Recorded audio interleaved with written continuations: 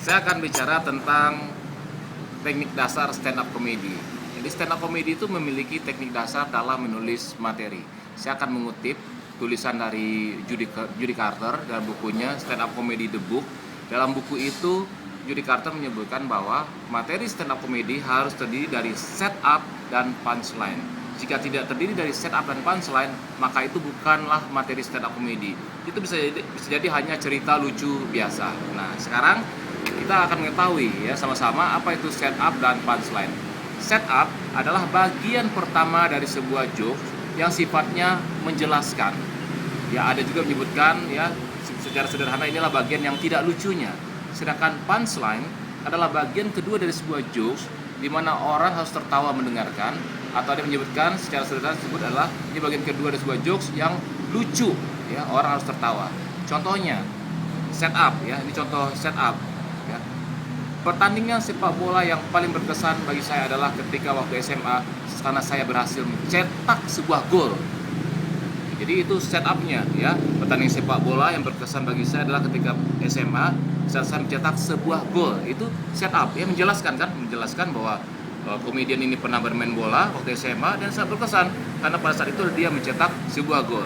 Nah, punchline-nya dilanjutkan. Ketika saya mencetak gol, setup punchline-nya ke gawang saya sendiri. Nah, punchline diharapkan kita ngomong ke gawang saya sendiri, orang tertawa gitu ya. Itu disebut dengan punchline-nya. Nah, itu tadi contoh pertama. Contoh kedua, setupnya seperti ini. Orang mengatakan bahwa perempuan tidur itu tidak cantik, tapi menurut saya perempuan tidur itu kelihatan cantik. Contohnya istri saya. Nah, itu setup ya.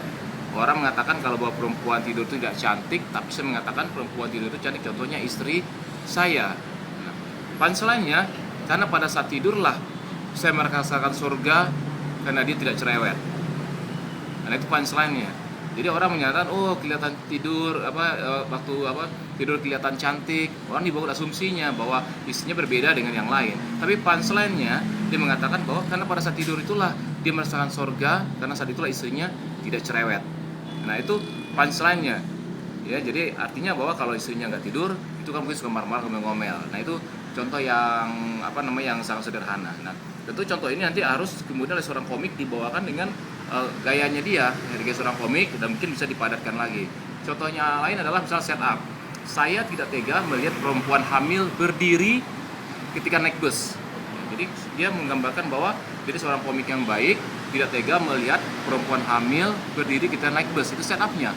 Punchline-nya adalah ketika ada perempuan hamil naik bus dan saya duduk, saya pasti langsung pura-pura tidur. Nah, itu punchline-nya. Orang kan, bayangan orang kan ketika lihat perempuan hamil, dia langsung berdiri dan memberikan tempat duduk. Tapi dia enggak. Dia ketika lihat perempuan hamil naik bus, dia dapat duduk, maka dia langsung pura-pura tidur. Nah, jadi punchline itu sebaiknya yang namanya punch itu nggak usah terlalu panjang-panjang. Jadi kalaupun panjang cukup satu kalimat ya. Ya, kalimat itu berkaitan dengan kalimat pertama. Setup juga, setup itu jangan berpanjang-panjang ya. Setup itu harusnya pendek, kemudian langsung kepada punchline. Karena Judy Carter mengatakan bahwa semakin cepat seorang komik sampai ke punchline-nya, maka semakin baguslah, semakin kuatlah materinya. Nah, ini kebanyakan komik-komik yang ada sekarang di Indonesia itu hanya belajar dari menonton komik yang ada, sehingga akhirnya meniru tanpa mau memperdalam teori-teori dasar dari stand up comedy itu. Misalnya contoh lagi setup adalah, walaupun usia saya udah 40 tahun, saya masih senang bermain sepak bola. Ya, itu setup ya. Punchline-nya ya.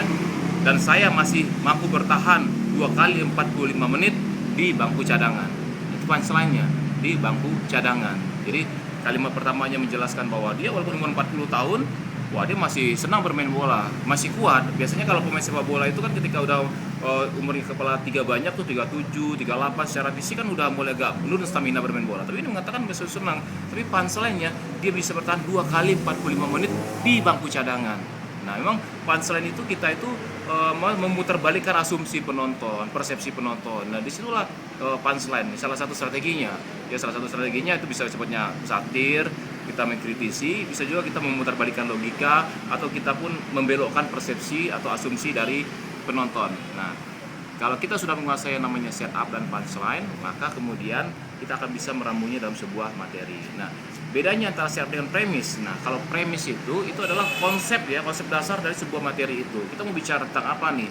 Ini ada satu konsepnya, itu dengan premis. Kita bicara tentang sepak bola, kita bicara tentang hubungan dengan pacar, kita bicara tentang pekerjaan yang menjemukan, itu bisa menjadi suatu premis kita. Nah, kemudian dari beberapa jokes-jokes yang kita punya, itu ketika main suatu masalah, kita main sekitar 30 menit. 30 menit kan bisa jadi seorang komik tidak bicara tentang soal sepak bola terus selama 30 menit, tapi mungkin digabung.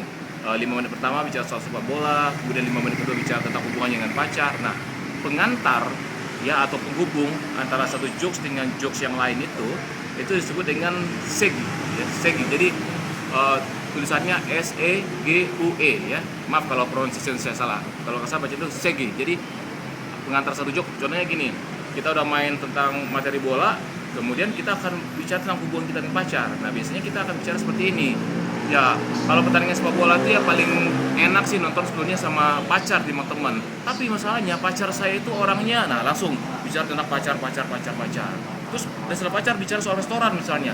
Nah, kita bisa bawa lagi suatu pengantar segi tadi itu ingin mengatakan seperti ini.